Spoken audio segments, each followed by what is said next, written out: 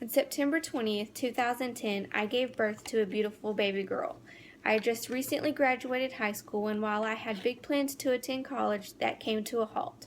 I became a teen mom. Society views teen pregnancy like it's some sort of horrible black plague that is just the absolute worst thing that can happen. And while sometimes that is the case, that is not always the case. While I'm not for teen pregnancy because it makes life so much more difficult than it would ever have to be, I got something beautiful out of it and worked my butt off so that I didn't have quite the struggle.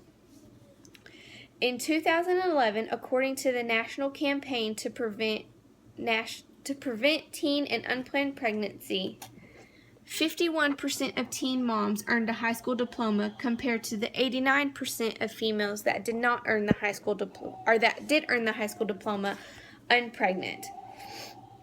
With numbers increasing that way, there has to be something that gets done.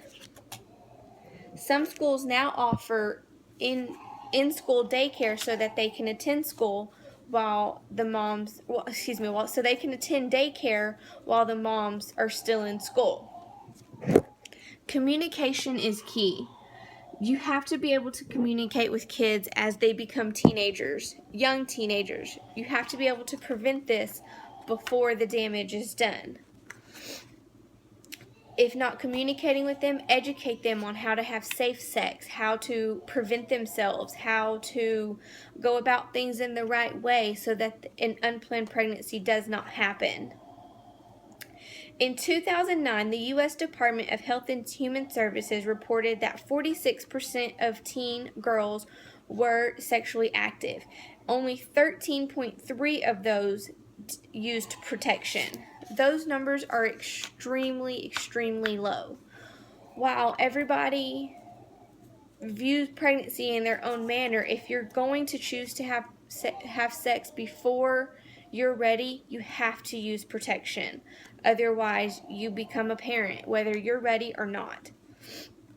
Teen pregnancy makes life so much harder on yourselves, whether you have to go to school with the baby or work with the baby, whether you're alone or with a spouse. No matter what the circumstances are, it's never easy. You know, if you're doing it by yourself, you have to rely on babysitters and friends and family to watch your child while you're going to school.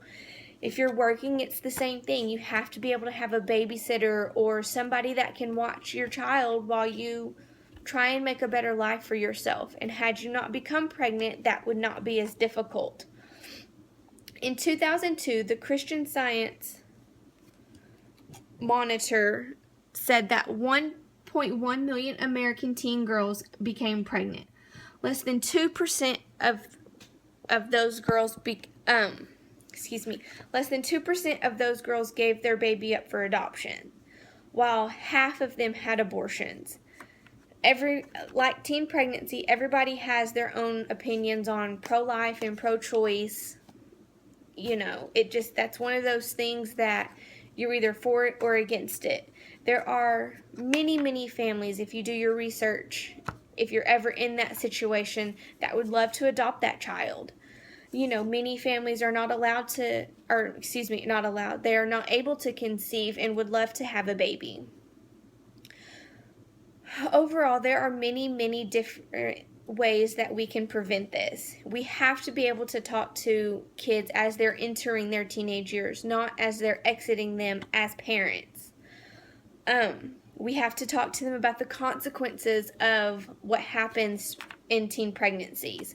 You know, you have the baby, then you have to care for it and feed it along with all those other joyous things.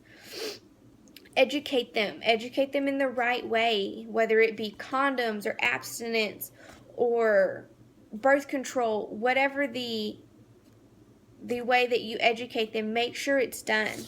But overall, us as adults have to be able to support teenagers. If they do not feel that they are supported, they are not going to come to us. If they feel that they are in that situation, whether they're contemplating having sex or not having sex, if they feel that they are supported, then they will then come to us to try and help them out. Be their support systems.